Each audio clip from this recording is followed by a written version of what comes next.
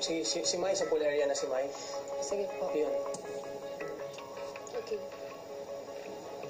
So, sa amin si Yong, Mrs. Jinty, Elise. Habang hinahati ng iba ang mga kagamitan para sa task, si Kisses may inamin kay Maymay. I just didn't like na parang lagi akong inaalala na may sakit kaya parang doon ako sa hindi ko naman type. Kasi laging ganyan.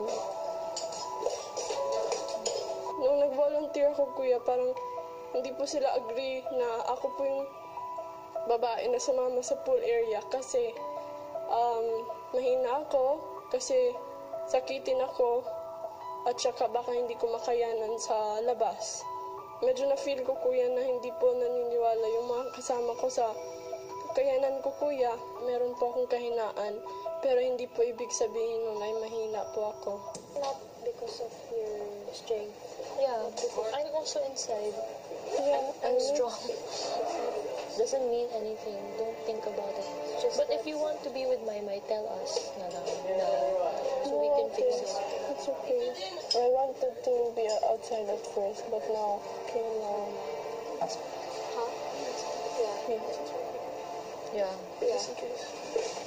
Nagtampo ako na pinapapasok niya ako sa loob kasi inuubo ako at saka ayaw niya na magkasakit ako. Pero alam ko naman po kasi na hindi niya alam yung rason kung bakit gusto ko sa labas. Actually, same lang naman yung... Kaya nga ate, matindihan ko. Pero, labas ka na lang. Si Maymay na yung sa'yo. Huwag na ate, yung big deal naman ko kayo. Nawiwi lang. Hindi na po ako nagtuloy po, kuya, kasi takot din po ako na baka kung ano yung sabihin nila sa akin kung ako po yung makapunta dun sa pool area. Dahil napansing nagdamdam ang kaibigan, si Maymay di na iwasang mag-alala kay Kisses. Feel ko talaga gusto niya sa lang. Kaya mo na lang. It's not affecting us either way.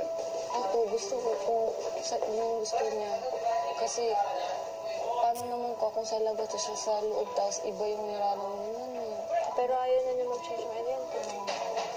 Nasa-challenge talaga ako, kuya, na may ma-prove sa mga kasama ko, especially this is Dream Team. Dapat you always have something to give to the group.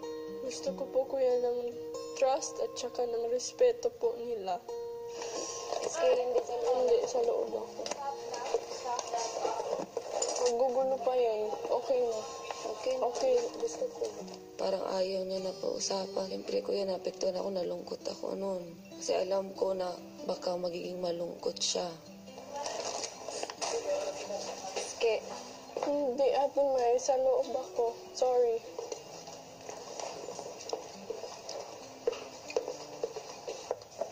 Kaya mag-alala. Okay lang. Nandiyan naman si Ate Elise mo tsaka si Ate Jane rin yun. Alagaan si Miss tsaka kami. Pero para mas ano yung idea niya. Pag nasa kabila siya, wala siyang man. Bye, 2 minutes na lang. Abangan bukas! Papa ng braso ko.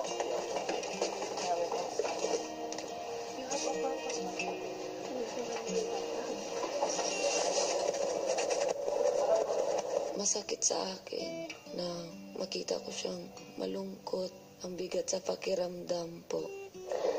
Don't worry. Praying is for the fools.